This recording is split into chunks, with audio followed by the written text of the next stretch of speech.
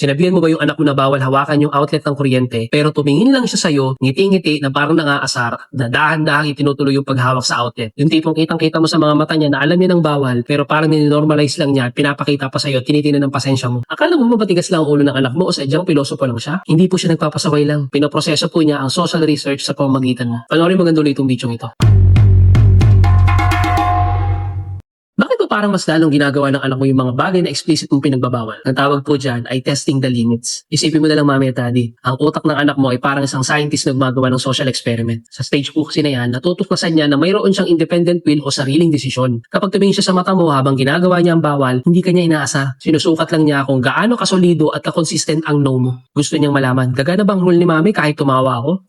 O magbabago ba ang reaksyon ni daddy pag inulit ko to? Yan ang paraan niya na para maintindihan ang social boundaries at cause and effect. Ang pagsuway po na yan ay training ground niya para malaman kung ano ang safe at hindi safe sa mundo niya. Pag hindi po niya tinest yan ngayon, hindi siya matututo ng disiplina at self-control paglaki. Hindi siya pasaway guys ha. Chine-check lang niya kung gaano ka-safe ang boundaries na binibigay mo. Huwag kang bumigay agad mami at daddy. Manatiling relax at cool pero firm. Huwag kang tumawa at huwag ding sumigaw. Ipakita mong no mo ay lagi no kahit anong ngiti o pakit ang gawin niya. Ang consistency mo ngayon ang magtuturo sa kanya ng respeto at seguridad sa hinaharap. Ikaw mami at daddy, anong bawal na bagay ang paboritong itest ng anak mo sa'yo habang nakatingin ng diretso sa mga mata mo? Ilapag mo na yan sa comments. Huwag ka na masyadong ma-high blood. Part po yan ng pag-develop ng kanyang malakas na karakter at talino sa pag-navigate ng mga rules. Tandaan po natin, no, batang marunong mag-test ng boundaries, batang lalaki may paninindigan at marunong rumispeto sa batas paglaki. Pero bago ko ulit umalis, no, baka makalimutan mo. Gin and Jan Kidswear po ang sponsor ng content na to. Meron po tayo today 30 pesos off voucher available for 369 pesos minimum spend. Meron tayong mga dresses, torno, pang babae o pang lalaki. Bumili ka ng 2 to 3 pieces, ma-avail mo ng discount na yan. 4.6 to 4.9 nga po ang ating overall store rating. Fast and brand na rin po tayo mami at daddy dahil 40k all-in-all products sold na po tayo today. Cotton linen at cotton spandex po ang mga tela natin ha. Bagay na bagay sa mga bida-bidang anak mo para maging presko siya at malambot sa balat. I-follow nyo na po yung page natin dahil marami po tayong bagong design at mga upcoming designs. Marami po kami mga variations sa siguradong makakapamili ka at magugustuhan mo at ng anak mo. Kita-kits po ulit tayo bukas.